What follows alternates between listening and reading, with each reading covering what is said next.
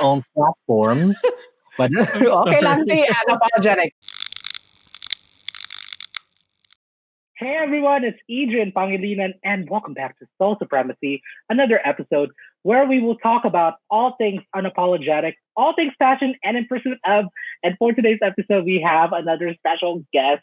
His name is Mike Talplacido, also known as Kiss My Mike. Kapatid, how are you doing?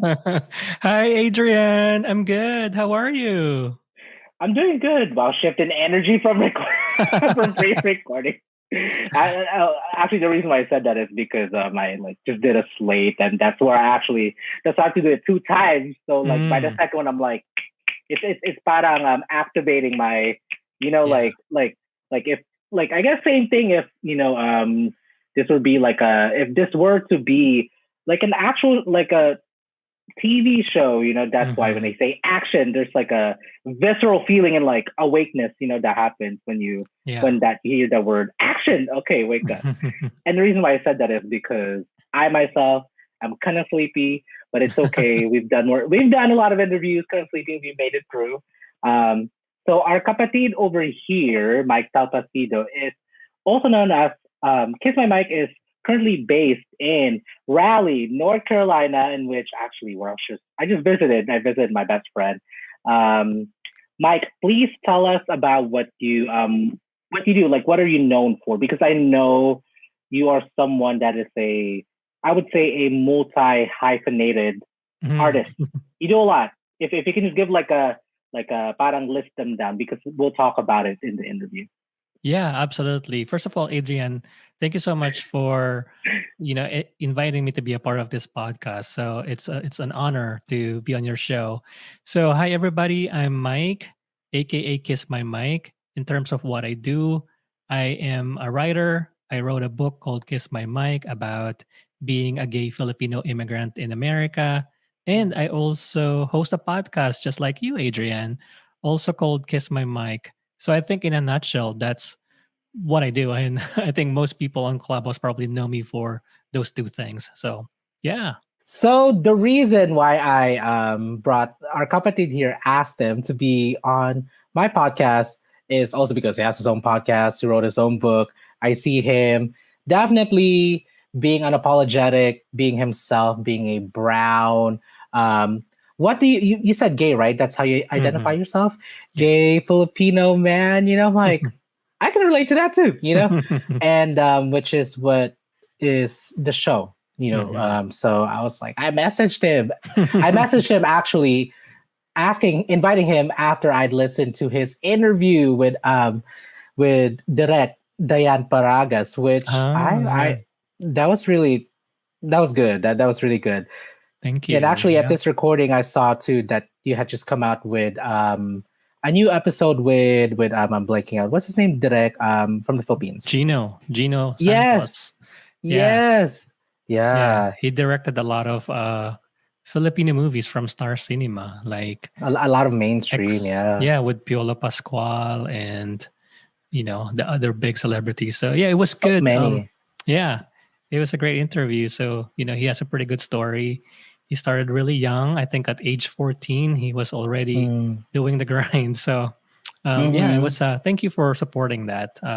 By the way, we support each other, right? So Yes, that's yeah, what we do. We uplift our community and help each other out. So yeah, thanks for reaching out. And I'm so excited to be here. So to get to know you as well. And it's really yes. interesting because we're both podcast hosts, right? And so this is actually, I think, the third or fourth time that I've joined a podcast as a guest. So it's still new to Mm, me. So yeah. But yeah. yeah, it's appreciated. So Isn't that interesting being on the other side? You would think, well, maybe, I mean, I'm just assuming that you would think that like producing and curating this, that when you get the chance to be on the other side, you would think that, oh, I got this. Or you have that feeling, but then there's still that feeling of like parang kind of aliveness that you just really Mm, don't know what to expect, which is actually I think the essence of like podcast shows. It's like that yeah. visceral experience that only Hmm. happens in the moment. Yeah. Yes, absolutely. No, being on the other side, it's definitely different.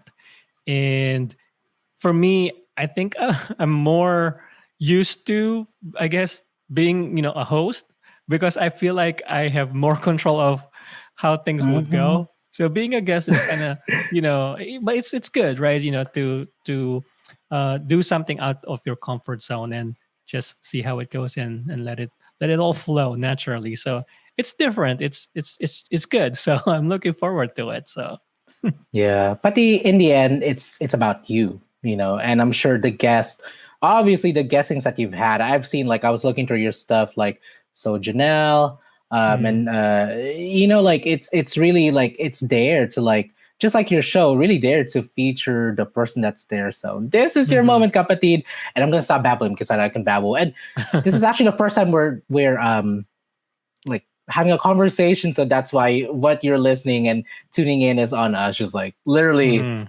talking and but we will continue. So actually, so for the format of the show, I do have some icebreaker questions. Are you Ooh. ready, or are you ready? Yes, let's do it. Thank you.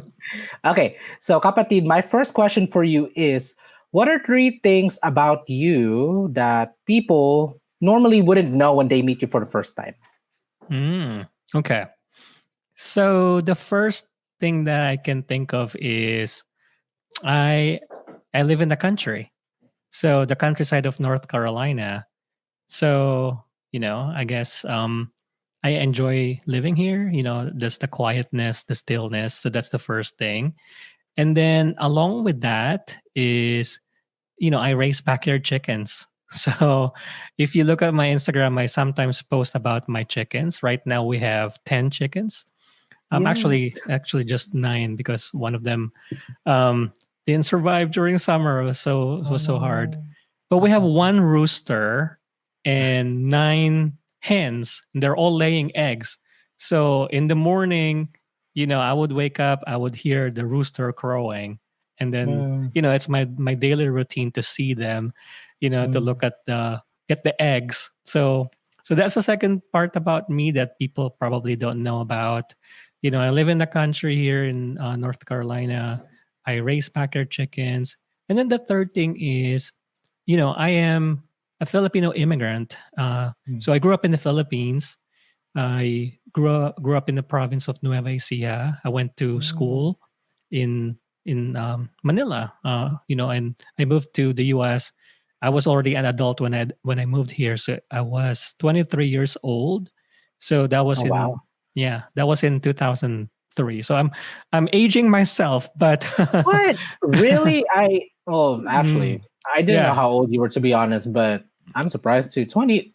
Really? Yes, yes. So it's been a while. So I'm in my 40s now. So I think those are the three things. The third part, obviously, I think there's more that we can talk about. But in terms of where I've lived in the U.S. right now, I'm in North Carolina. But the first time I moved here in 2003, I was in California, so a little Mhm. bit closer to you. So I was in Orange County. I Oh, lived yes, in you were. Of course. yes. Okay. I want to Yeah. find out what that means. But I lived there for a year only. So in Southern Mm. California and then New Jersey for a long time. I Oh, was in New wow. Jersey from 2004 up to 2008. And now here in North Carolina, I've been here since 2008. So Mm. yeah, those are the three things about me, Adrian. So thank you. Wow. No, you're welcome. Because you did mention that you came from the province in the Philippines. Mm, Wouldn't you say that it's true that you went from, like, city to, like, New Jersey, which is more city, like, East Coast, clearly more city-ish, probably mm-hmm, less city than San Diego, or, like, West Coast, and then you move to, like, you're now in Raleigh and you live in mm. the country. Would you say that, like, how you grew up in the Philippines, like, Yeah. influenced you to live there now in the country with the chickens, your Mm. friends? There's definitely similarities, especially back in the day, right? In the province, it Mm, was less developed, right? So, I remember every time I go to the city, because I have cousins who lived in Manila, Mhm. So they have like the fancy house, the nice house, and everything. So, Yeah. I'm like the province kid, right? So, we play outside. We play tumbang preso and Dance in the patintero, rain. right? All that stuff. But then Yeah. whenever I go to my cousin's house, and I was like, 10, 11, 12, I always go Mhm. to their house around summer, for summer break. We would always play with computer. They have like, the Nintendo, the skateboards, the bikes, so all that fancy stuff. So yeah, I think, in terms of your question, yeah, growing up in the province, because Nueva Ecija is known for being like the rice capital Mhm. of the country. I mean, I think it's one of the places that are claiming that. So here Yeah. in North Carolina, it's similar. So the area that I'm in, we're outside of Raleigh. The closest city is Raleigh, but we're still Mhm. about 50 minutes away from like the city. So Yeah. where I live right now, I mean, there's a lot of you know kind of farms. So just behind me, there's like a tobacco farm. And then, next to me, the next door neighbor is also kind of, several miles away. I mean, not probably like not miles away, but the next door neighbor is probably about, less than a mile away. So there's a big distance. So it's quiet. And so I guess, yeah, growing up, there's a lot of similarities. And in between, I've lived in the cities, like in Manila, I Mhm. was there in college. And then California, Orange County, I was in Anaheim. I could Yeah. literally see the fireworks where I Oh, lived by Disneyland. by Disney, and I had a bike. Yeah. I would go to different places. Just riding my bike, taking that bike, on the bus and everything. Yeah. So yeah, it's kind of like a um, trying different things. So living in the country, living in the city. Mhm. The city part. When I moved to New Jersey, the closest metro city to me was New York. So I Mm. was just like about 20 minutes away from New York. So Oh that was my wow. go-to place. So that was kind of really the city That life. is that is really I'm assuming 20 minutes on a like parang driving, right? Driving, yeah, 2030. That is really close. Yeah, Wow. yeah. So yeah, the lifestyle, the city life. So it's kind of just, it's part of my experience, just being able to Yeah. see that. So, but now I like it. I like it over here. It's really different pace. It's quiet. So Yeah. yeah, I encourage you to. I mean, you've been here, right? Just a month Yep. ago. Last So month. Yeah. I yeah. definitely want to go back. And you know what, actually, that's a perfect segue. Wow, segue. Segue to my next question because um, living in the country and raising your own like food. Well, Food, food yeah. basically, Mm. food. What is your go-to comfort food? That's my next Oh. question. Go to comfort food. So first of all, I want to clarify that when I'm raising chickens, we don't eat the meat. We only eat the eggs. But Mm. Yes, yeah. yeah, because they're like pets now, right? So it's I hard. I know, actually, that's what, like, when I said that, I caught myself saying that, or pets, because I actually had one of my guests, they actually had a pet cow, and I didn't know until, like, Yeah. I've known him for a while, but I didn't know until, like, I interviewed him here that he Yeah. had a pet cow, Wow. Yeah. Yeah. That's the goal. Eventually, hopefully, we'll have something more. Like Yes. So anyway, so we have the chickens. They have their own Mm-hmm. names. We get the eggs. I also like gardening, so I have a greenhouse. So Mm. I'm planting a lot of tomatoes. All the food, basically the vegetables and all that stuff. So I guess in terms of your question, go to food. I Yes, don't know how yeah. I'm gonna connect this with what I'm talking about. My go-to food is sushi. Hey, sushi. It's just so crazy that I was talking about Mm. chickens and the garden, and then my answer is sushi. Well, So I that's mean, yeah. well, no, I mean that still makes sense because well, actually. Mm, Actually, yeah, you're right. But it's okay. It's I know, okay. right? It's No, it's I it's mean, okay. Yeah. we'll find a way to connect that. But I just love sushi. My partner and I, we both. Southern sushi. Wait, do you make it No, or no? no. Okay, okay. I wish I can make it. Southern food sushi. That sounds Well, okay, exotic. so let Exotic. me say this. So it's not southern sushi, it's just regular sushi. But in South- terms of yeah, I don't southern think that's real. food, over here there is a place Hmm. called K&W. I'm not sure Hmm. if you've heard of it. I didn't see it. I saw a lot though, but not that one. Okay. But was there Yeah. K&W in California? No. There's No. KFC. Just kidding. Yeah, No. K&W is kind of like a cafe. It's called K&W cafeteria. And the Oh. way it works is it's not fast food, it's not like McDonald's, but it's kind of Mhm. fast food dish. But you go there, the food's already cooked. It's kind of like going to a Filipino store, right? So you will just point, whichever you want. Carinderia, yeah, like a It's kind of buffet. like it's Not a buffet, but carinderia, yeah.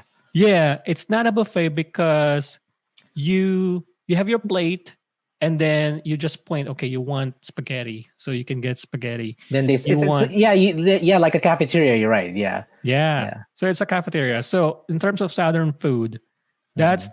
probably my go-to, the K&W cafeteria because they have the best Yes. baked spaghetti and it's awesome. And then I just gotten used to the other southern food here as well. Like okra or like collard greens or Yes. mac and Oh, cheese. Yeah, oh. so basically Thanksgiving food, but you can get it every time, like every week. Back in the day when I was still eating chicken, that's also the Mhm. best place for fried chicken. Mhm. So yeah, I guess, in terms of kind of the food that I like sushi, I like southern food, and of course Filipino food, right? Yes. So we can talk so much about food in terms of, I know. you Yeah. know, what's out there.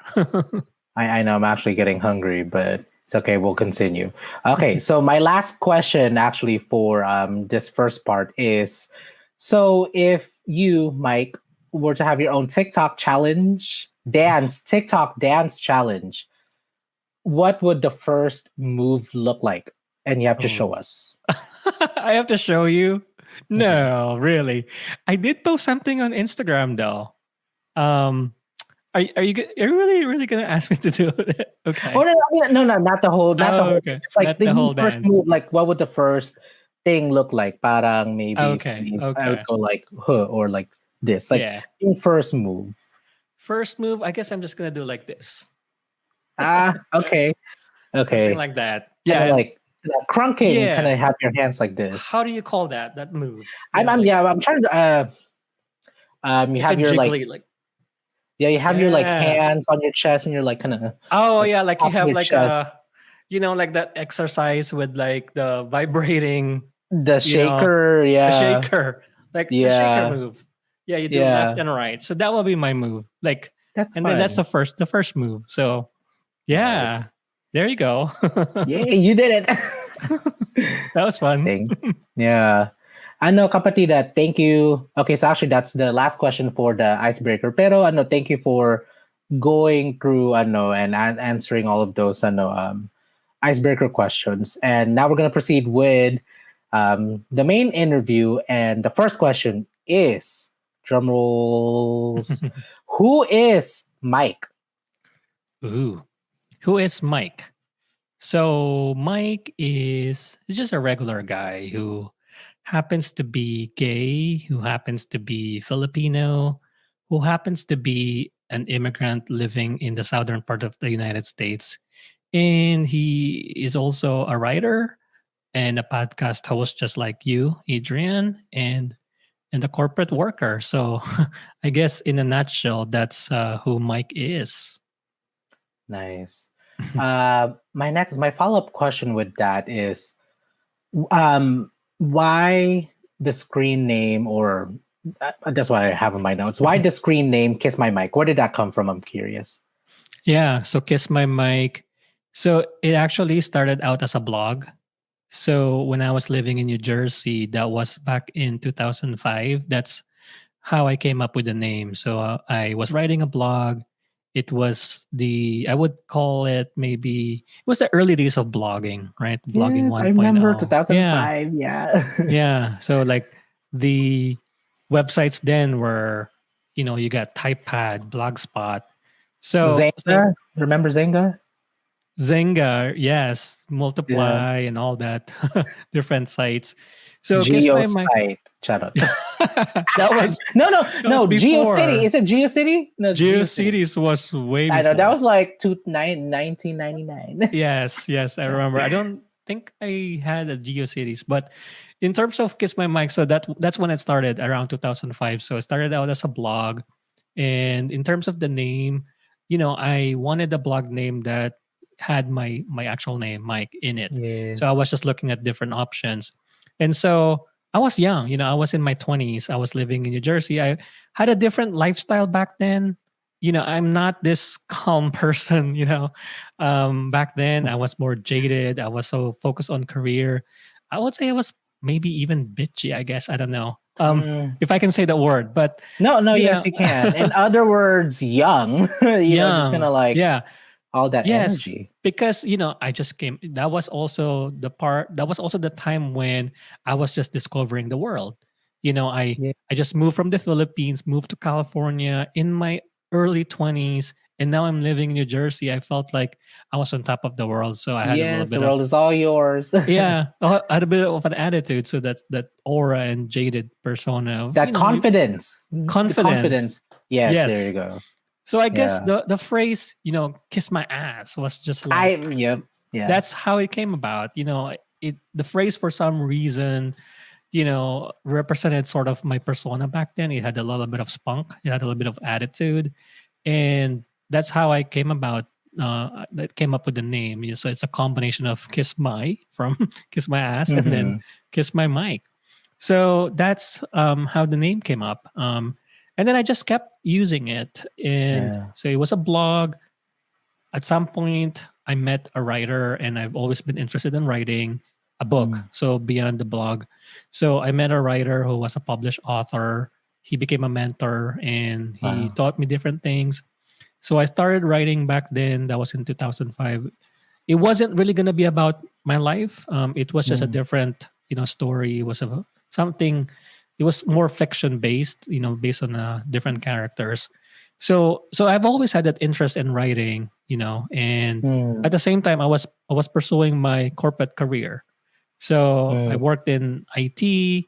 That day or that time, the TV show The Apprentice was became popular, and I've always Yeah. this idea. You know what? I want to move up the corporate ladder, and I want to, work in corporate world and all that. So I had this dream of getting my MBA. So Mm. I pursued that. I took the GMAT, I applied to different schools. And then sometime in 2008, I got accepted to a full time business school here in North Carolina. So that's how I moved here. And so I had to set aside all my writing Mm. behind. So for a long time, my life was just all about corporate. I was working for some of the big companies, and I did some traveling as well. So every now and then the thought of writing kept coming back, until finally in 2019. I think it was at that point when I was already becoming more used to the quiet life. That's when it came back again. You know what? I have more time to do it now. I have more focus and determination to really write it. And so that's when I started writing, for real, like the memoir. And so yeah, I mean that's, I guess, the story behind Kiss My Mic. It's a long story, but Yes. that's what it is. Yeah. Yeah. I mean, that's what it is, right? Hmm. Because too, I will say that it actually what you just said, minus the business, because Mm. that's my older brother. He's the business one in the family. I'm the like super black Creative. sheep, creative, like allergic to 9 to 5, which actually I have a lot of questions about because I'm really fascinated by how you've been able to make it to balance the two, you know. But Mm. I also started out as a blogger too, like Mm. as a teenager, like literally the same time, same year Mhm. actually, Mhm. 2005, Zynga. Um, I don't think it was my name then, but maybe shortly later, Adrian Penguino, which is my username, my Mm-hmm. kind of like my screen name. Mm-hmm. That's kind of how it became a thing. A thing too, because that's what people would call me in school because they couldn't pronounce my last name, which is Pangilinan. So Yeah. people would just call me Penguin. And then at some point, I was like, you know what? Let me just run with like what everyone like the branding that my friends gave me. I'm like, I'm just gonna run with it. You Yeah. know? Yeah. And that's how it came up. Yep. Yeah. Kapatid, I know that we've like kind of briefly touched up on it, but from your own recollection, how did we cross paths? It was definitely on Clubhouse. So I think I know one of Yeah. the first few rooms that I've stumbled. So there were two or three rooms, right? So one was by Kubo, and then Oh Tambay yes, yeah. Lang, and then Phil Excellence. I think Mm. we came across each other probably through Tambay Lang. Tambay lang. And Yeah. maybe did you go to Bahay Kubo too, or I I'm not I'm sure I was I'm part of the club. Yes. yeah? Yes. Yeah. And then since then, like through Instagram, I know you I think there's some few people that I've interviewed on my podcast, and Charles Gray is one of them. And if I'm not Drama. yeah, if I'm not mistaken, His episode's coming out tonight, actually. is it really Yeah. okay? Yeah, because Yeah. I think you were doing acting too, right? Am I right? I'm just kidding. Yes. No. Yeah. Yes. Yeah, because I think I started following you, and then I saw some of your posts, about some of your projects, and so yeah, so it's a combination of the Clubhouse and then Instagram, and then this Yes. one, so which is a good really progression, right? So it's good to Yes. see Parang, you in not in person, but at least have the face, right? yes, even online, yeah, being able to have the opportunity to get to know someone, Yeah. But sorry, continue. I didn't mean to cut you off. Sorry, continue. No, no, totally. I definitely agree. So yeah, that's how I think the journey towards, really knowing you and coming across and stumbling, your blog. So I sorry, your podcast. Um Thank you. so yeah. You know what? Actually, I want to give a shout out to she's Heidi Marie, Mama Hides of Yes. Tambay Lang. She's Mm-hmm. actually the guest from the episode before this. Oh So yeah. it's actually cool to have you both back to back Yeah. because I've actually known her. I knew her first on Instagram before I got to Mm-hmm. know her through Clubhouse. Oh, But okay. but I do want to say that Clubhouse has really been such a very very really really cathartic and like amazing experience to like bond with people, Yeah. and hence why we have this. Oh yeah. Kiss my mic on my podcast. Yeah. If I could just Yeah. add, Adrian, Yes. because, in my area, North Carolina, I don't really have a lot of Filipino friends Mm, here. There's not a lot of Filipinos. I mean, there's a Filipino store, and it's, I think, about an hour away from me, maybe less.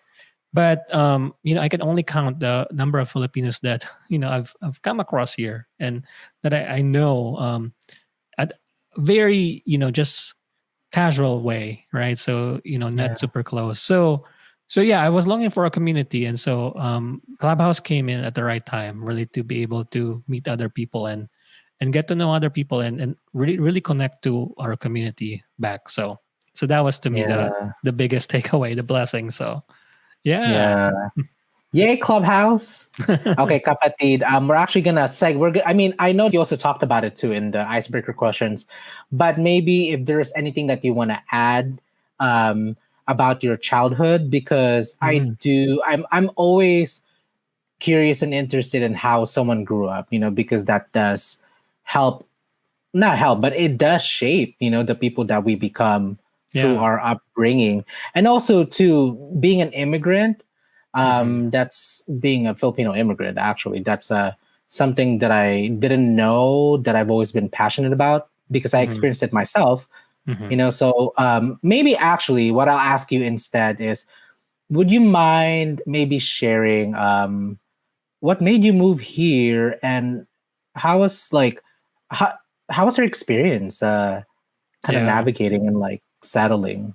The Yeah. melting No. pot that happened for you or whatever. Yeah.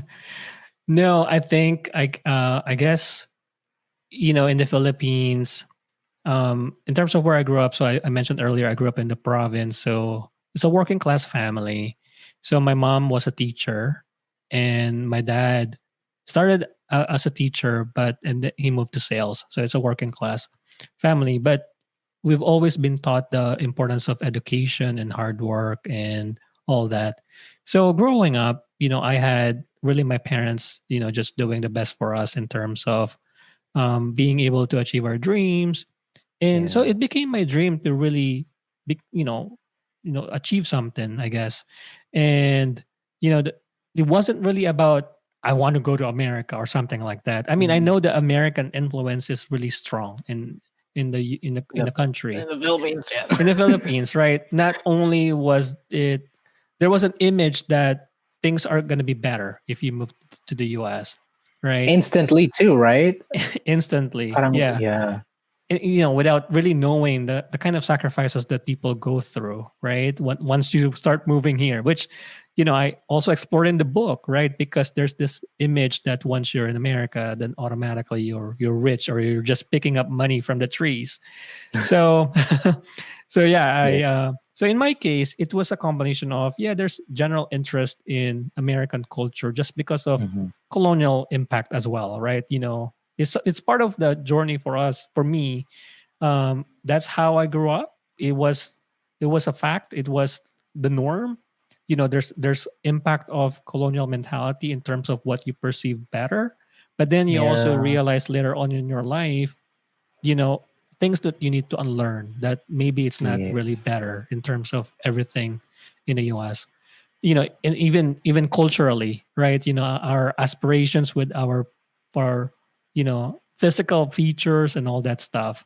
Yeah, It's kind of our own, if I may add, like toxicity in our own culture, like some of our mindsets, you Yes, know? Yeah, exactly. I'm So learning. yeah, there's a whole lot to unpack there in terms of ultimately becoming more comfortable with who you are as a Filipino, right? In Embracing who you are in America. America, In right? America, yeah. Yeah, but to go back to your question, so yeah, for me, it was, I guess, a combination of trying to find a better life, I guess, not Mhm. just for myself, but also for my family, especially coming from a working class family. And, my family, we were in debt, because my mom really wanted to send us to the great schools in Manila, and we couldn't Wow. afford it, right? So she ended up taking out But they still loans. made it happen. They did everything they can to really help us, and so for me, when I found the opportunity, so I eventually graduated from college. I worked in IT, and then eventually I found an opportunity to find a job here in the Mm. US that sponsored my working visa, my green card. So Wow. so that's really how it all came about. Just yeah, there's the desire, there's the interest. Ultimately, it's financially driven, and then there's the Mm. whole cultural aspect as well in terms of the impact. But I know this is a you have another question, Adrian. How Yes, I. Oh, Yeah, yes. go Go ahead. ahead. Oh, uh, actually, I have a like I'm so fascinated by what you're saying, and as I'm listening, I'm like questions, questions, questions. But actually, can I ask this question before you continue? And I'll remind you what the sure. question is. Question Yes. is, breadwinner ka ba? Are you Yeah. the breadwinner of your Yeah, family? I Are you the definitely oldest, or do you have siblings? I have Oh siblings. no, no, you did say siblings. Okay. I have three sisters. I'm the Mhm. second in the family, but I think Me being too. second, Second in the family, yeah. Second how oldest. many? There you go. How Out of many? four. Oh, same Yeah. same Oh here. wow. You have brothers or sisters? One, I have, so my brother and I are the two guys, and Mm-hmm. then I have two younger sisters. But alam mo na, with me being the second one, I'm probably like I dip a little into, you know. Yeah. Yeah. No, Mm. I mean it's interesting. So we have similar experience. So for me, yeah, I was the second in the family. I became the de facto breadwinner. I think because of the fact that the perception of if you're in the US, Yes. you are, I don't know, I mean, it's just part of that culture, right? Yeah. So but yeah, so in terms of the family This. dynamic, yeah. Yes. Yeah. Yeah, go ahead. You're. Oh, sorry. I'm sorry. Let's actually cut that part. Continue what you were saying. Sorry. Okay. Yeah, I think the other question you asked was how was it growing? I mean, first moving here, right? Yes, the settling period. Yes, The yeah. settling period. So when I first moved here, I stayed with my aunt and uncle. So they kind of taught me, how to really be like kind of how to learn the ropes, so to Yeah. speak, the basics of making sure you get a driver's license and, all that stuff. So it was an Mhm. adjustment period, right? So, you know, um, I think the first one emotionally is just, I was 23 years old and I moved, I don't know, over 5,000. How many miles is that between Uh, Manila and oh, maybe more than five? I think it was what, 9,000 miles? I don't know. 7,000 miles. five. Okay.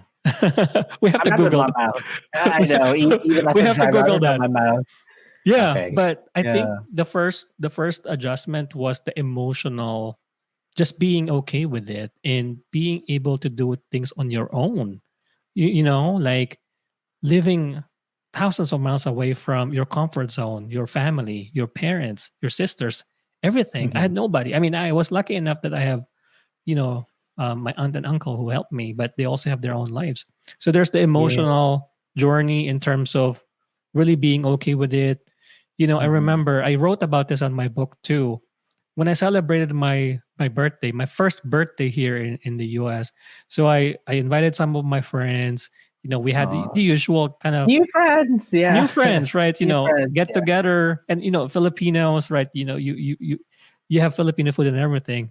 But then, Yeah. so everything was great, and then at night I got some of the letters. Back then, family members, they would still send cards and letters, Oh those yeah. handwritten notes.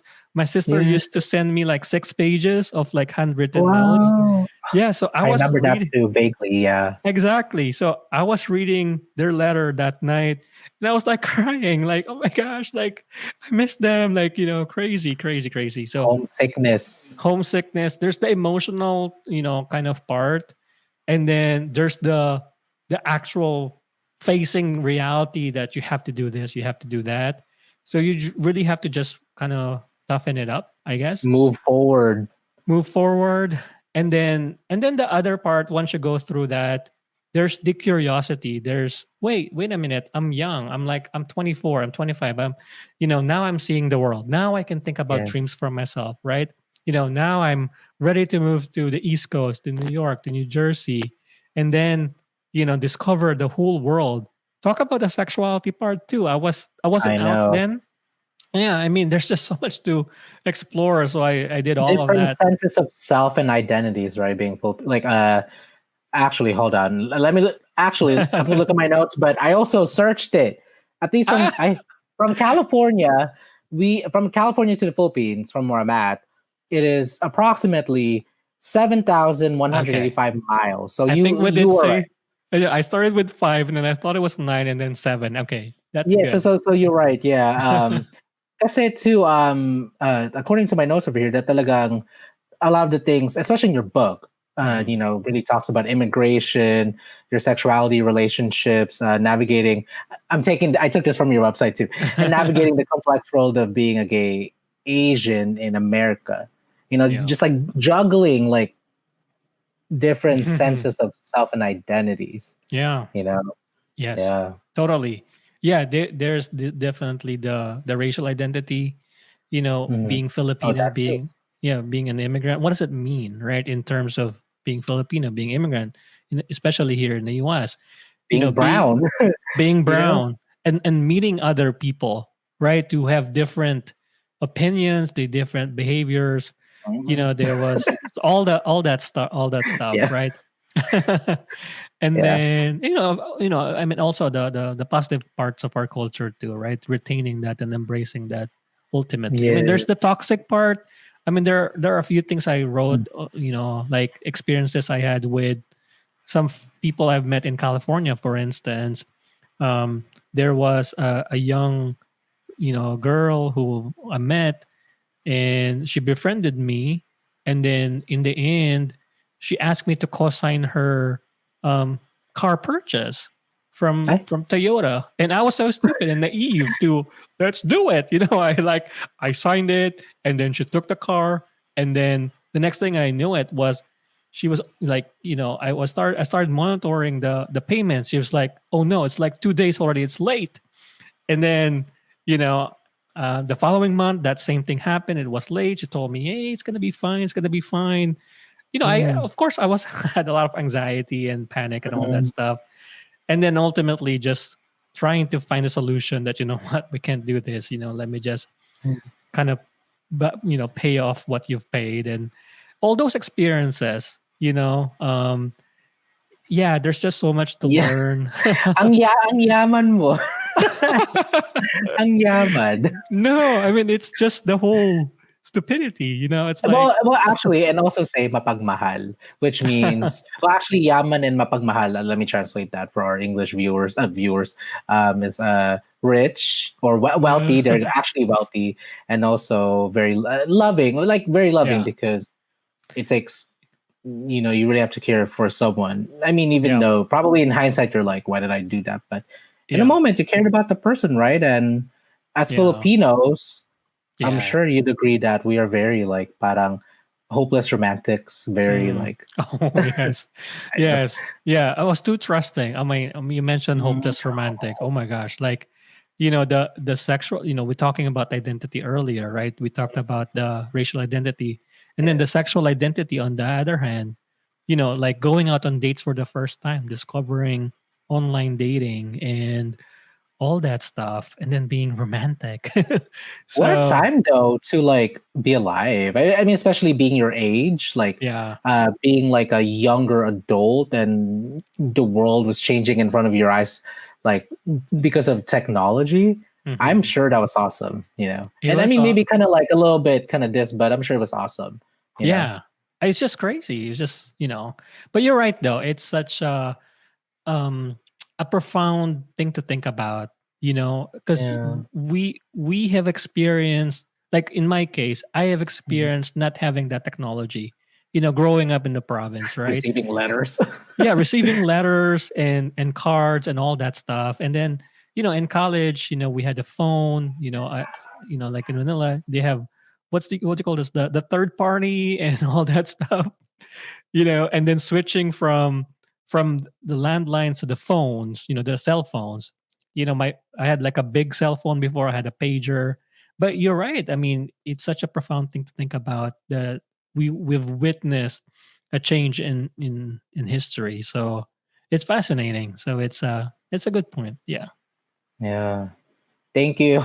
I know that was a lot. I mean, like what I mentioned, I'm actually working on a documentary, like a feature documentary about immigration. Actually, so that's why anytime I get the chance to like talk to someone Hmm. about their immigration experience, it's Yeah. always like it always hits home for Hmm. me.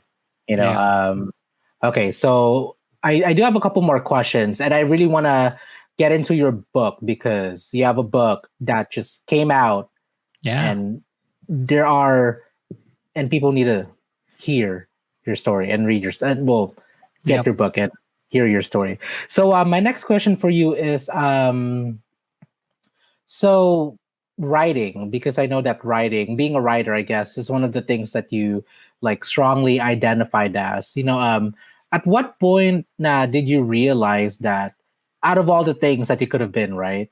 I guess Hmm. creatively or skills wise, like at what point did you feel like oh this is a thing? Hmm. Yeah. Yeah. I think there were 2 points. One was back in 2005, during the blogging days. So I really was Right, the enjoying. body days back then. Yeah, no, Yeah. I was really enjoying it. I would write about my experience. I tried to write something, some funny stuff. So I was really enjoying that. I was enjoying the process, and you know, that was when I considered, you know what, maybe I can, try to write a book. That's why I, kind of, was talking to the mentor, right? He was sending me a lot of materials. I did a lot of research and attended a few, seminars and all that stuff as well. And I started writing. So that was the first, I guess, moment. And then later on in 2019, that's really when I started, my writing journey for my book, for my memoir. That's when I Mm. really took it seriously. I think, it was just the right timing, I guess. What happened? Like, what was the shift? I'm curious because that's the second time that I'm hearing now in Mhm. 2018 or 19 that there was a shift that you took it seriously. What was that moment? I think, you know, first was, I made a New Year's resolution. It sounds like a cliche, but January I wanted to start writing. So I really started carving out time, out Mm. of my day, like 2 hours, 3 hours. Sometimes I would write up to midnight.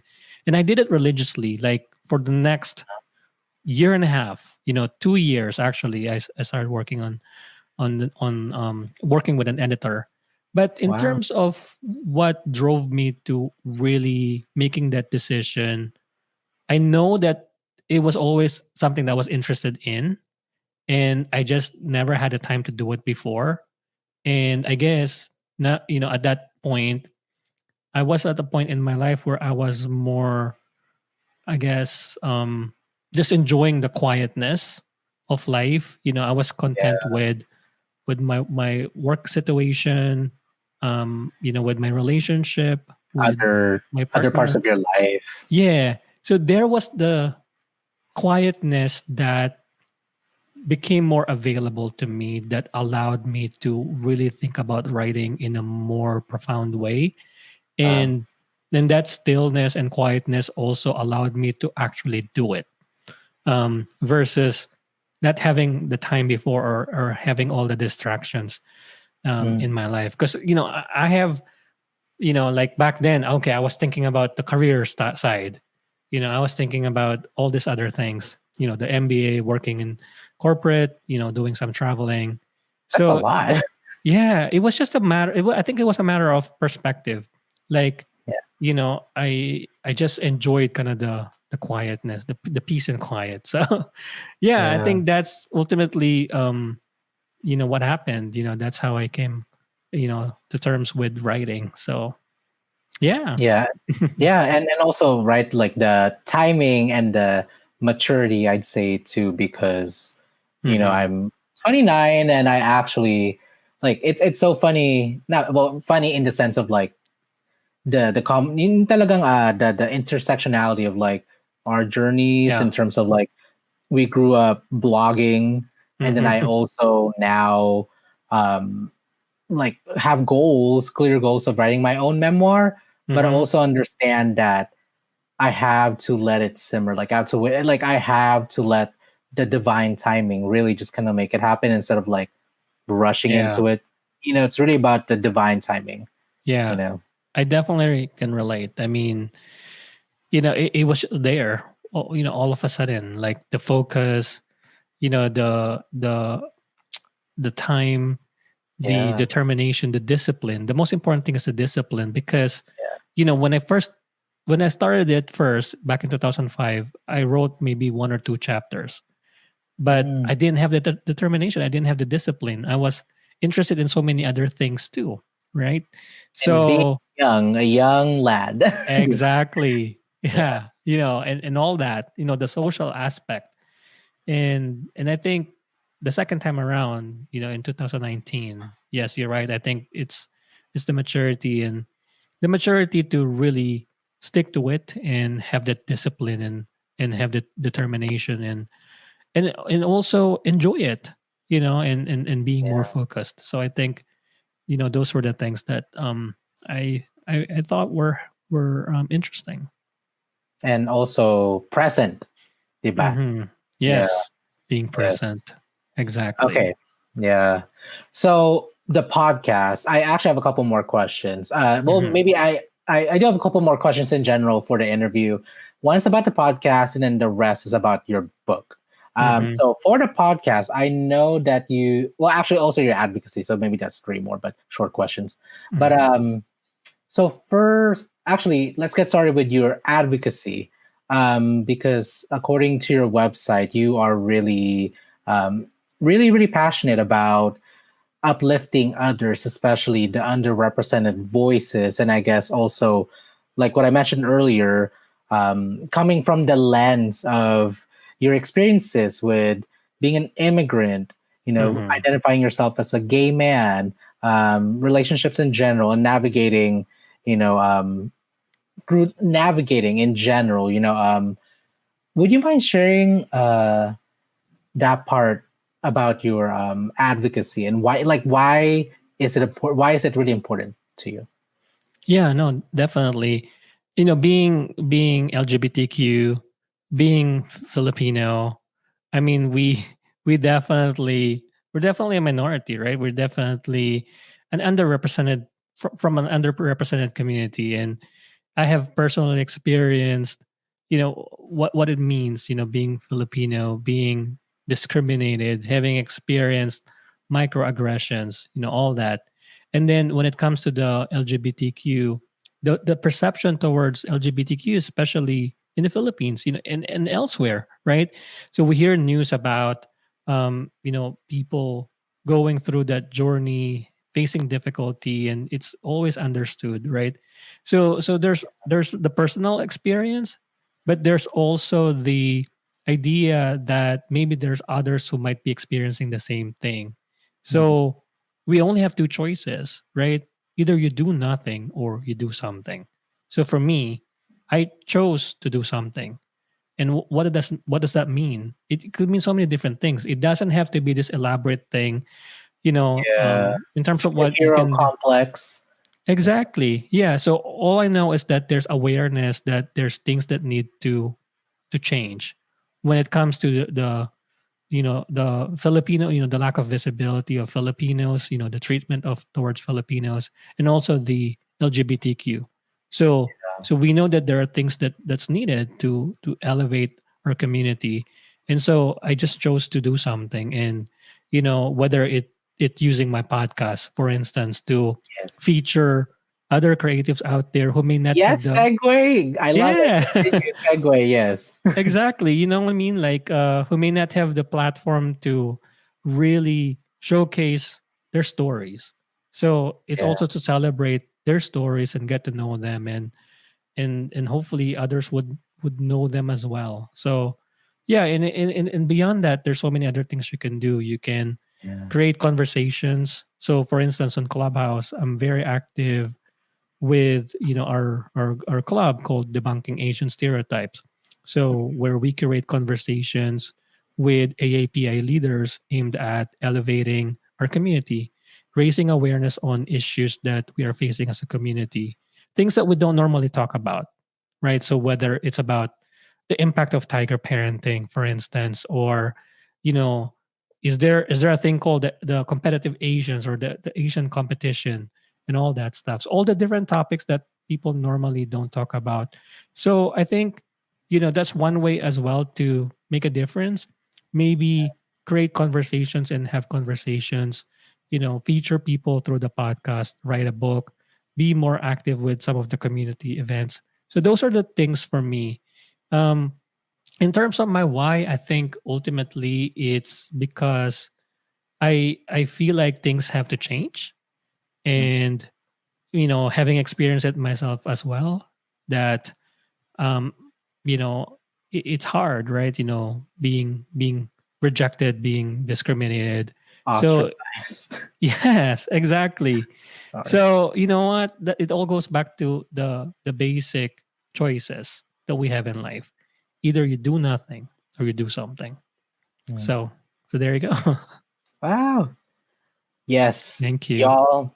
And I thank you. Ganon pa, ganon. It's really cool actually because see, this is what happens when you have conversations with not only people who really make an impact, but also people who well, who's a podcast host himself, because just like kind of how the conversation itself just kind of like naturally kind of progress. I'm like, Mhm. okay, he answered that, yeah. He's talking about it. Okay, good. Um, actually, but I do have one more question about the podcast. Yeah. How were you? Because the guests that you've had on your podcast, which some of them I'm friends with actually, Mm. like, but for the instance of Diane Paragas, like the more Oh, notable, yeah. like, Yeah. how'd you get them? Like, do you know them in person, or I'm curious. No, not at all. I mean, I would say that 80 or 90% of the guests I have on my podcast are people whom I just met recently through Clubhouse, through, Yes. the community. And I think, for me, I just I mean, like what you did, right? You took the first step of reaching out, and some people would respond, some people won't. So I think that's how it is. I think that the good thing is there's a lot more people who are saying yes than people who are saying no. So Yes. yeah, I think that's how, yeah, my philosophy is, um I just try to add value, and through my podcast, through to your podcast, through what you're doing, right? You're giving me the opportunity to be part of this as well. So, I just continue doing it and continue reaching out to people. And because you'll be surprised, people are responsive. There are some who you have to do a little bit more, I guess, because like with Yeah. Diane, for instance, I had to go through her manager. Ooh, Yeah, and then same thing with Bobby Rubio. Bobby Rubio, I had to go through the PR from Pixar. So wow. yeah, so there's stuff like that. But I think ultimately, finding the people who are responsive, Yeah. and it's kind of a numbers game. But if you have the right, you know um, attitude towards it, and you have the desire to really connect and celebrate them, I think Yes. you definitely will go a long way. So, yeah, you're doing it, Adrian. So, Thank yeah, I have you. no doubt. Thank you. Hence why I have you on the show, kapatid. Thank you. um, Yep. Actually, when did you start your show, your podcast? The Kiss, what's it called? What's your podcast called? Kiss my mic. Yeah, I started it in February, just February of this year. Oh, okay. Only 1 month after Yeah. me. Yeah. Wow. That's Yeah. crazy because from the quality of it, I would think at least a year, you know? Oh, wow. Thank you. Yeah. Yeah, I'm, We're both you know, babies. I know, but it's fun. I mean, I'm like, I also felt the same way, like, wow, like, but I think it's also the combination of really the people who it's all about the community. So I think as long Yeah. as you have a mission, Mhm. and I think it'll show up. It'll make things easier. It's, yeah, that's kind of how I see it. So yeah. Nice. Nice. Cheers to many, many, many, many more exciting episodes to come for your podcast. And one of my last questions for you as we wrap this up is this is the time to talk about your memoir. Mm. The memoir that was, it sounded like more than at least 15 years in the making. And I know that you've been dropping hints since, Mm. throughout the interview, but I think I'm sure I asked this already. No, I did already because I wanted to ask like what made you finally. Okay, maybe I'll ask again just to parang reiterate. Yeah. What finally made you do this? The memoir, not Mm. only like finally do it, but to like continue writing because you said Yeah. you started writing chapters a while ago, but to finally making the decision that I'm gonna put it out. Like this is the Yeah. time. Please share your experiences with us Yeah. about that. I think in terms of the decision, why I chose to write a memoir versus other genres, I think for me, I always go back to, what they say, right? When you want to write, especially if you're just starting, always write about what you know already. So that's kind of how the decision to write a memoir came about, versus other Yeah. things. Because like what I said earlier, in the beginning, I wanted to write fiction. Kiss My Mike was not going to be about me. It was about this other characters, based in New York. I And get like a it's funny because like I get like a Sex and the City vibe if like Sex and the City like vibes if like Kiss My Mike were to be like a somewhat of a fictional story. yeah. And by the way, remind me to send you a copy. So after this, send me your address so you can read it and have a copy. But yeah, I Thank mean, you. there's a lot of content about sexuality. Just discovering my identity, and also what it means to be a gay man, a gay Filipino in the US. Trying different things, online dating, even more than that. Hooking up and eventually finding Yeah. relationships. Dealing with relationships, all the relationship drama, long distance relationship, kind of name Yeah. it, it's all there. So there's a lot of elements of that. So Yes. yeah, I mean, that's really the journey for me when it comes to writing, and why, the timing. So like what I said earlier, the decision to write a memoir, the interest in writing, and really to share that story. The hardest question to me, Adrian, the hardest question that I always find difficult to answer is, why do you decide to write? Mm. Because like, how do you answer that, right? Like, for instance, why do you decide to host a podcast? Why do you decide to do XYZ, right? All I know is that I enjoy doing it, and to me there's a deeper need, I think, Yeah. in terms of being able to express myself. And there's enjoyment, there's definitely passion.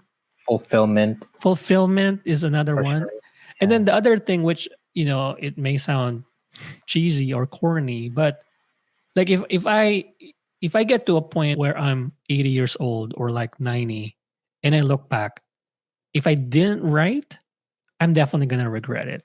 And I Mm. definitely would feel that my life is incomplete. I mean, it sounds dramatic, but that's kind of like the deeper reason why I decided to do it. I mean, because you can say the same thing about your different activities, right? Your different passion, but the level of depth, maybe, like, for instance, why do I decide to do, I don't know, surfing, for instance? Okay, there's Mhm. there's all those reasons, right? Your fulfillment, your enjoyment, and everything. But then when Yeah. you talk about something else that's a little bit deeper, Yeah. that's the only explanation. It feels as if your life is incomplete if you don't do it. So yeah, I Yes. mean, it's that's how Yeah. yeah. So I know you're interested in writing as well. I definitely would encourage you to do it, and you'll be surprised that you have a lot to say, actually. And ultimately we have our own unique experiences, right? Mhm. Even though we're both gay, even though we're both Filipinos, I mean, your story is different from mine. You have a unique story to share the Yeah. world, and we need more Filipino stories out there. So Yes. yeah. Yay. Um, Thank you. Thank you for sharing all of that. That I was like kind of low key gushing. I'm like, yes, this is what I love when you feel you feel Mhm. the resonance, the passion. Like you're in a Raleigh, North Yeah. Carolina, and I'm all the way here Mhm. on the West Coast. But I like, even as we're like conversating online virtually, there's that transcendence that just happened Mhm. for me personally speaking. Yep. Um, Actually, my like one of my last questions about your memoir, the Kiss My Mike memoir. I mean, the Kiss My Mike is a title. There, I just said Mhm. the Kiss My Mike memoir. What are the contents in it? Like, if whoever's listening right now and they were interested in, you know, getting your book, like, Mhm. what can they expect? Yeah. Yeah, I think there's a definitely, it's a story about navigating and finding your own identity, and ultimately embracing who you are, and also the hardships that go with it, right? So I think that's the message, that even if you're not gay, even if you're not Filipino, even if you're not immigrant, if you ever feel like you had to find yourself, that's probably the message behind the book. It's the journey, that you know the journey to get there, towards embracing who you are. So in terms of the story, I mean, there's elements about the family dynamics of being able to deal with, family issues, especially from a religious Catholic family, the pursuit of the American dream, and then the relationships as well, and then leading to finding, your identity. I think that's really the core message of it. So yeah, I hope Yeah. I answered that No, question. you did, and actually, it's something. I think what's awesome is that is something that you've actually communicated and conveyed throughout the whole interview. Is it's about you, your life, and your experiences, and you Mhm. like decided to talk about what you feel is true to your heart from your experiences to give back to the world. Mhm. You know, and actually, too, I'm actually really glad that I'll be getting a copy of the book because with where I'm at in my life, I'm like I really could use, Yeah. because because I'm actually reading another memoir, Nick Jonas, his wife, Oh, really? Priyanka Chopra. Priyanka, yeah. Priyanka Chopra, her I like also heard her from a podcast in which Mhm. the setup was like this, and then she like promoted her book, and the pod and because the podcast episode was so like impactful for me, that actually that's the reason why I got the book. And I mean, I'm not done yet, but the book, I was like, I was like, this is really good. Yeah. So I guess just kind of learning about how people navigated through their own life experiences, I know Yeah. will help me, kind of somewhat navigate through my own like, Yeah, I mean, there's you know, being open to hearing about other people's experiences, and just yes, be surprised sometimes, how much their stories could resonate with you, and could change in a way sometimes, right? With your yeah, perspective, with what you're going through. So yeah, I mean, that's a good mindset to really be open to that, and learning and reading. So yeah, I can't wait to yes. hear your thoughts once you Oh read it. yes, I will definitely let you know. I'll be sharing my thoughts with you, and I'm actually really excited. So, before I ask you, before we officially end the podcast, this episode, great episode. Any future projects that you're working on? Aside, I mean, I guess maybe I'm sure including the podcast. Hmm. Future books. What does your Yeah. future look like there? I'm like question mark there. Yeah. I can't wait to start my next writing project. And so right now, I'm telling myself I'm going to start again in 2020, 2022. Mm, Just because it's a clean slate and everything, yes. January. And for the rest of the year, I wanted to focus more on promoting the book. But I really can't wait until I start writing again. But I have two things I'm looking at, or considering right now.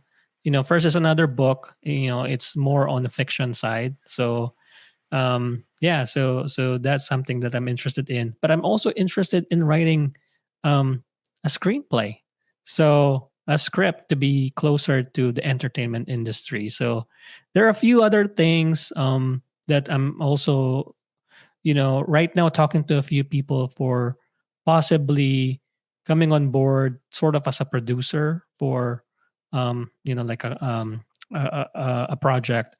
But for the writing, I'll start with really the two ideas right now, which is to write another book or write a script. Maybe start with the short film, actually. So yeah, I'm really excited. I'm so interested. So to see what Wow. happens. Yeah. You know what?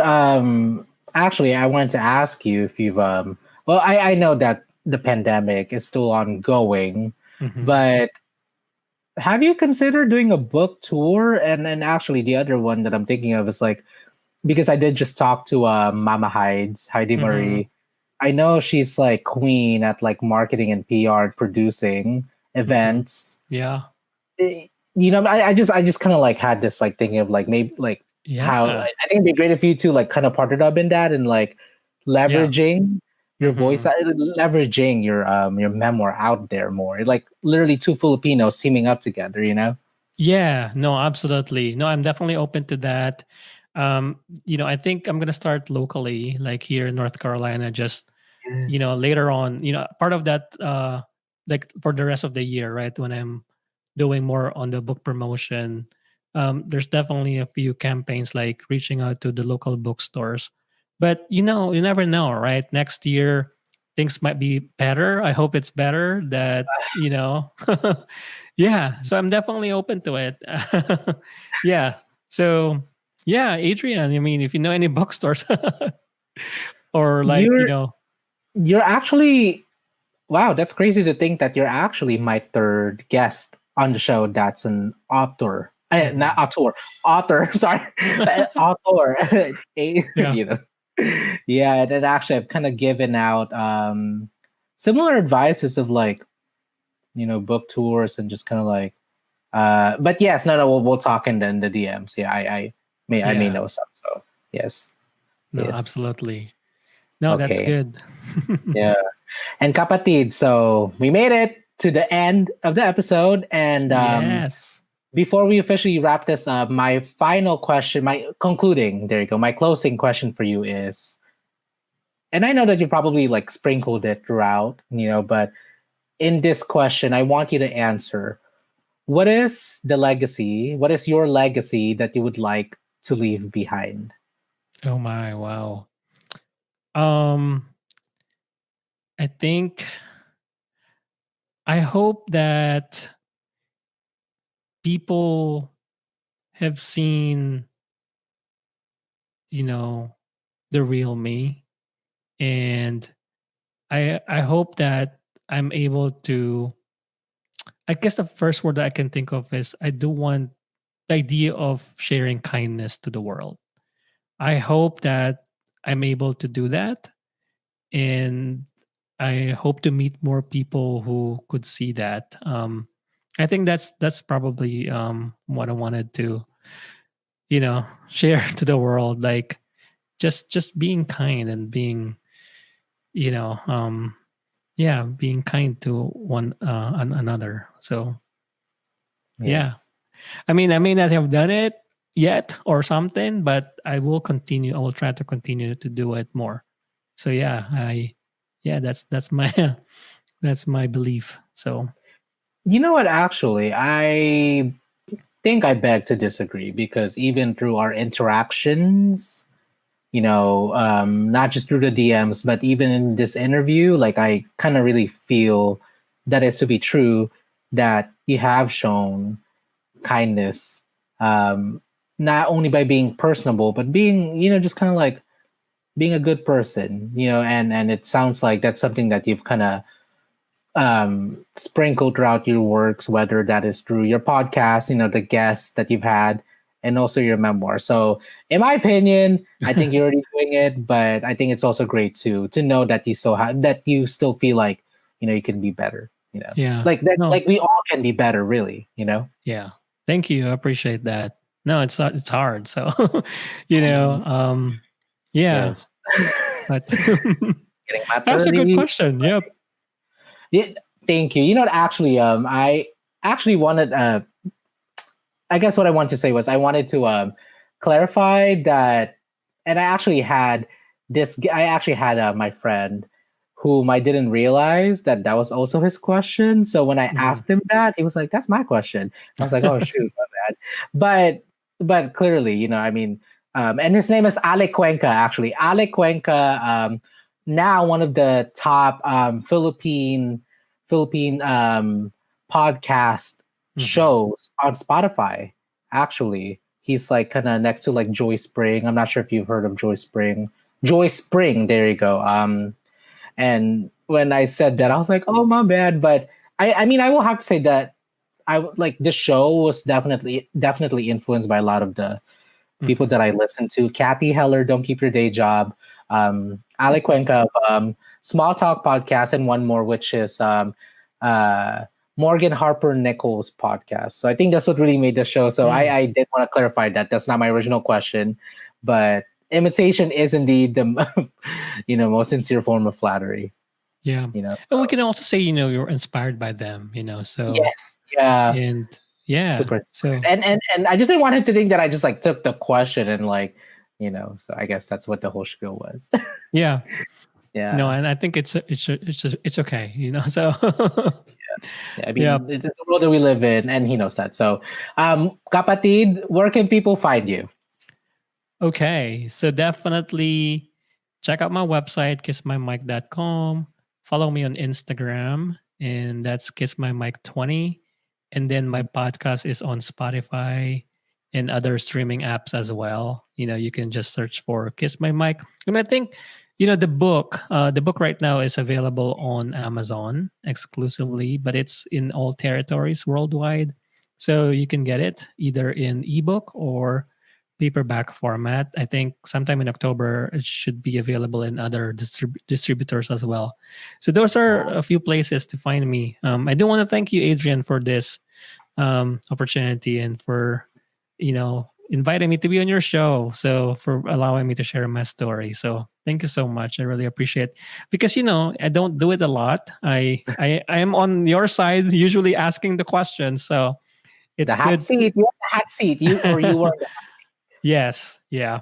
So I do want to return the favor. So hopefully you'll have time to be a guest on my podcast as well, once I work on some other lineups as well. So yeah. Yes. That's a yes, and that's an honor. So yes. Yeah. Yeah. We'll work on the details. So, and then I'll send you the book. So thank you. Maraming salamat then. Yeah. Thank you. Absolutely. Okay. Well, I guess that means we made it to the end of the show, y'all. So this is Soul Supremacy, and we just ended this episode with Mike Talplacido, also mainly known as Kiss My Mic, because there you hopefully go. I said that correctly. Kiss My Mic. Yes. Who's really lived his life unapologetically, and really used it as a motivation to give back to the world through creating his own platforms. But okay, let's see. Unapologetic. See, there you go. We'll have to edit that out. No, it's okay. Oh wait, should I do it one more time? Okay, wait. Let me do one more. Let me do the closing one more time. Hold on. What's my spiel? Okay, can't remember it. Okay. So this is the end of the episode, Soul Supremacy, where we just talked with Mike Talplacido, also known as Kiss My Mic, who I feel like has really dedicated his life to giving back to the world through sharing his story, through his journey of whether through that is giving opportunities to other people through his podcast, and also now writing, and also just recently published his first memoir called Kiss My Mic. So thank you guys so much. Thank you again, kapatid. Thank you so much. And Thank you. See you next Friday at 7 p.m. Pacific time. Hopefully I make the deadline. Just kidding. Thank you. This podcast show is a product of Studio Penguino. For more information about advertising, please visit www.adrianpenguino.com.